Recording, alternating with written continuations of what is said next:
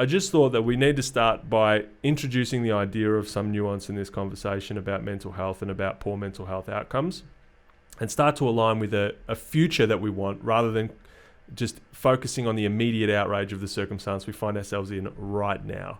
And I hope that by doing that, we actually get people to take a breather, have a minute to understand one another, and then aspire to have the same fantastic outcomes and opportunities for everyone else that we aspire for ourselves and our loved ones. We're 2 weeks into a 6-week level 4 lockdown here in Melbourne, and I guess out of necessity, a lot of discussions are moving online, but certainly in the social media space and even the traditional media, I'm seeing a lot of outrage, and I'm seeing people bandy around the term mental health as a means to object to the public health response, particularly in Victoria, and people asking for numbers and saying, oh, what's the long term, what's going to happen, and people are dying because of lockdown, and more people are dying because of lockdown than we're saving, and all this kind of thing. And I've actually seen and engaged in a couple of discussions myself, and there's a lot of facts that are getting bandied around that are, first of all, incorrect or massively taken out of context, and none of that I think is helpful. So I thought I'd take a second to discuss a little bit of the nuance around discussions around mental health and poor mental health in particular, so that we can actually get a little bit of clarity about what we're talking about when we're talking about the long-term implications, or short and long-term implications, of the public health response here in Victoria and across the globe even to the COVID-19 pandemic. Good mental health, like good health, is kind of easy for everyone to get behind, as in something that they understand. Good health, you're free from being encumbered by niggles, and your body functions really well. I suppose you're regular, you wake up feeling good, you can do the things you want to do, your body moves the way it should move, and all the functions do, your organs work, and everything's going well. So I think good health makes sense to a lot of people. And of course, some people are in good health, and then there's good health, but we get the idea. We get the idea what good health looks like. And similarly, I think people have a little bit of a sense about what good mental health looks like, but it can be challenging when we mix it up with happiness or feelings of joy or things like that. So at the Just Be Nice project, our scale for good mental health doesn't really go from happiness to sadness, because you can have fantastic mental health and still oscillate between happiness and sadness, because it's just the emotional life of a human being. That's how we roll. But what we use is a scale from agency to despair. So when you're a 10 out of 10 agency, you absolutely fully believe and understand that you have control over your life and what's happening, and control over your emotional state, control over what's happening, and you can go through whatever states, you can endure whatever's happening, because you feel like, hey, I've got a direction, I know what's going on, I feel like I have some control. At the other end of the spectrum, if you have full-blown despair, at the Just Be Nice project, we would consider that to be extremely high risk, because people who despair don't see the point of anything, don't believe they have any agency, don't believe they have a chance to do something, concerned about everything, because what's the point? Nothing's right, nothing could work out.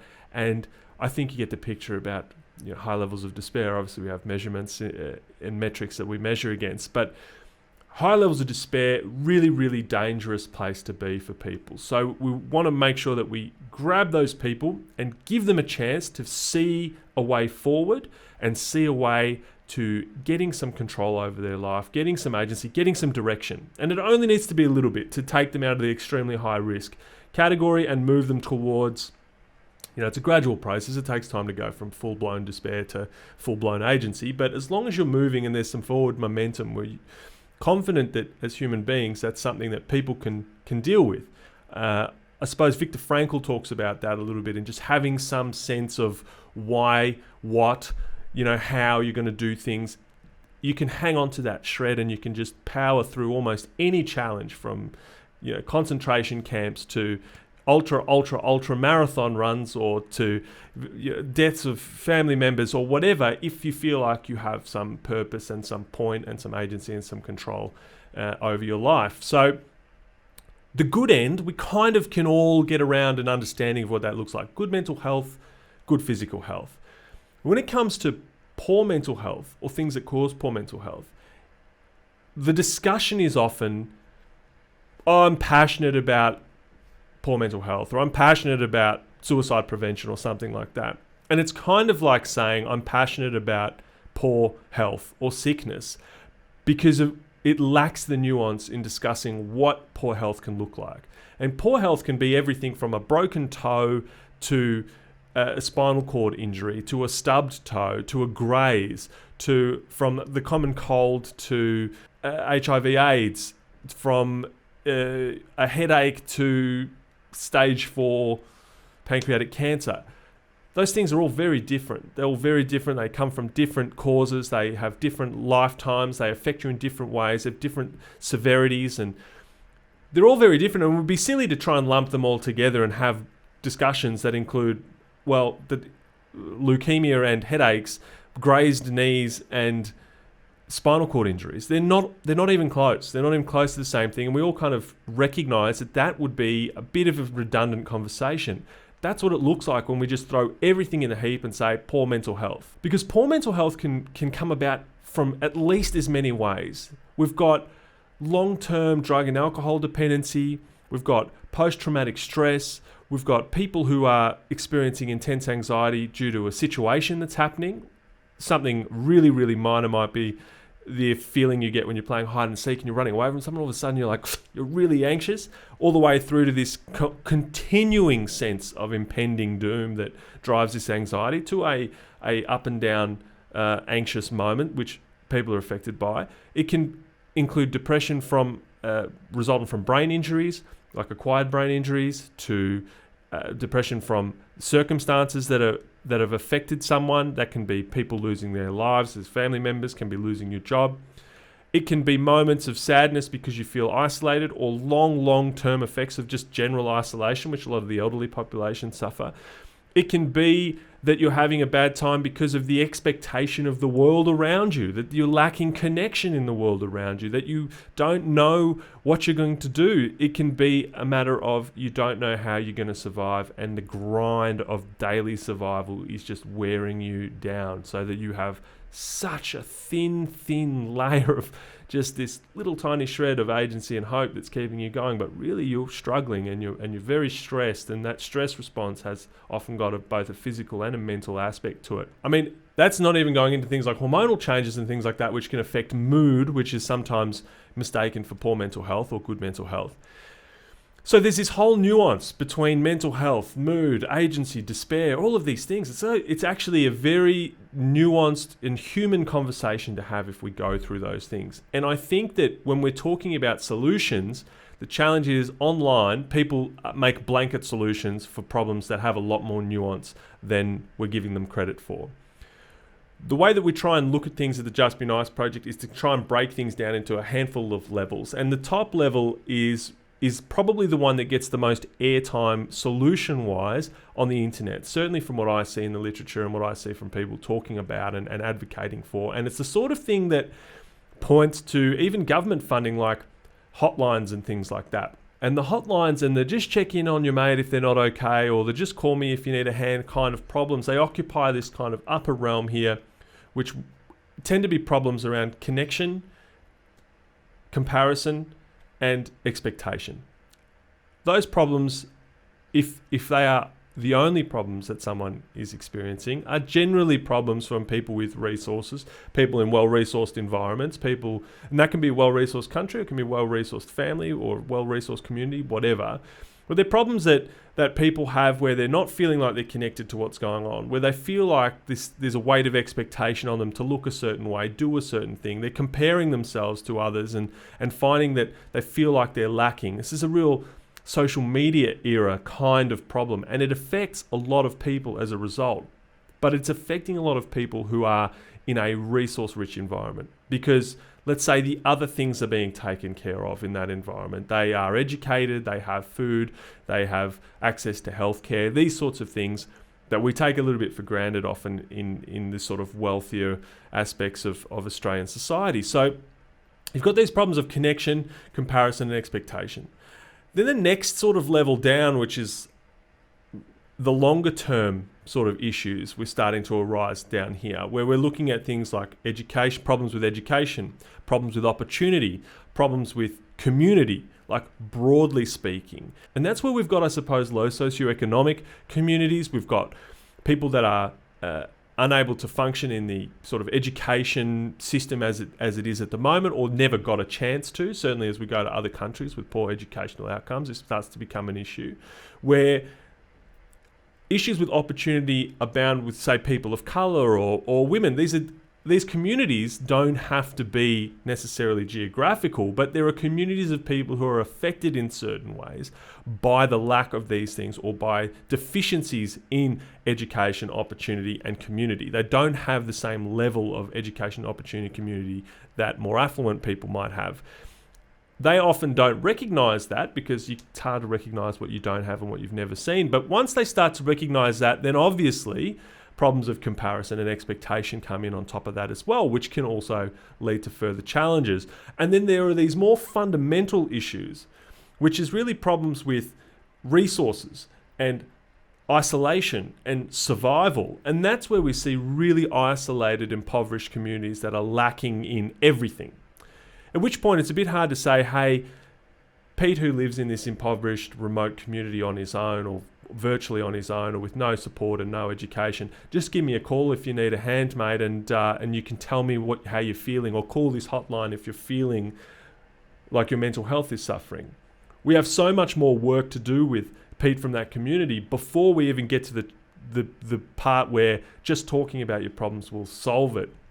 Now, talking about your problems is a great way to get started if we are following up with the rest of the support. And so if he says, hey, I'm living out here, there's nothing going on, I don't know how to read or write properly, or I don't feel like I have skills that are employable, there's no jobs, there's no economic opportunity out here, I've got nowhere to live, I live in a shanty town, my health is failing because I don't have good healthcare or access to good healthcare, or even health literacy to understand what good health or healthcare even looks like. I don't even really understand what's going on, but I've been coughing blood for a little while. And these people exist, obviously, they exist in the middle of nowhere, but they also exist amongst us. Those people need access to all of that kind of help. Now, as we work through the challenges of isolation and being locked down, and those challenges are real and they are extremely frustrating, we have to look beyond the frustration of having to stay home when we're talking about the way that we want to help people's mental health going forward. This is not a conversation just about people who feel like they're despairing right at this moment, but setting up environments where people are given the best chance to always be moved out of any kind of downward direction towards feeling like they've lost agency and feeling despair. And one of the best ways to do that is to stop constantly complaining about the fact that we have to be locked down. There is nothing that makes people despair, particularly vulnerable people with vulnerable mental health, than other people going, this is a joke, this is ridiculous, what are we doing? What's the point? Are people even dying? Are people even sick? Is this even real? Is this even something we need to worry about? The government's trying to take away all your freedoms. Whatever the dominant yelling thing is at whatever time, whatever the outrage is, having a population of people like, hey, 6 weeks, we're going to lock down. What we want for everyone as we come out is we want access to training, we want access to jobs, we want access to economic opportunity, we want ground roots economic support, we want the chance to build communities, we want to make sure that everyone gets fed, everyone has somewhere to live, everyone gets a chance at an education, that we are constantly building the human capital in the country, instead of just propping up things like banks or large financial institutions or environmentally degrading operations that don't really employ that many people or help anyone, and certainly don't have longevity in them in the face of growing opportunity in renewable energy space. This sort of thing, if we don't encourage that, then the people who are at risk of feeling like they're going to despair are going to get worse. There is nothing more despair-inducing than everyone telling you that the world is coming to an end, that this is a nightmare, that no one knows what they're doing, that the whole thing's a hoax, we've all been duped, and that we need to jump out of where we're at and rail against what's happening because it's unbelievable. And also, what about the people that are struggling? Well, if you care about the people that are struggling, you should be advocating for levels of help at every level, from fundamentally making sure people have the needs met for just survival, to making sure that the communities around people are well supported, to making sure that opportunities are provided and understood by everyone, to also making sure that we're not obsessing about comparison and expectation, and that we're all moving through this together, because that's the way that we improve mental health, improve agency, and prevent people from sliding backwards into despair, which is obviously something that we really, really don't want to see during a time when, it's very, very challenging. It absolutely is challenging. So my hope is that if you look at this, obviously there's much more nuance. There's a whole bunch of things. There's a million conversations we can have about this. But none of it is helped by constantly exclaiming with outrage that this whole setup is a nightmare, because that is probably the most despair-inducing attitude you can have. If there are decisions that you're not happy with, by all means, you get to make decisions as we vote later. You get to make economic decisions with where you buy stuff from and what you do. You get to make decisions about how you look after people around you. But if you want to make sure that people feel like they have some agency, then we need to be looking beyond a short-term challenge into the long-term challenge of ensuring everyone has equality of opportunity and a chance to do the things that they want to do and an understanding of how to do them. This is the major challenge that we have all year round, all the time, not just during a pandemic. These are the things that people need a hand with. And right now we've got a circumstance where a lot more people are feeling the pressure of that than normally do, but these are not new problems. The scale is unprecedented, but these are not new challenges. So if we could just get ready to address these challenges properly and for everybody, then I'm sure we will be able to do a better job of looking after mental health, as well as the physical and social and economic health of the country moving forward. And that is so, so important if we want to stop people from finding themselves despairing and struggling.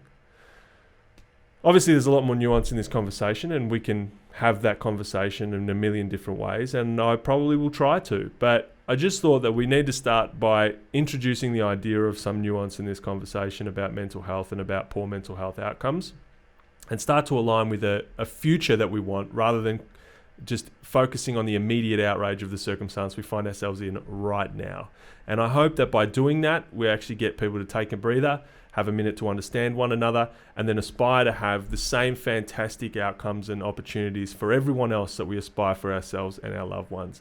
And that hopefully that sort of attitude pulls us forward into a 2021 and beyond, where everyone, comes good and feels great and has great opportunities, because that's really important. So keep paying attention, keep looking out for one another, and as always, just be nice.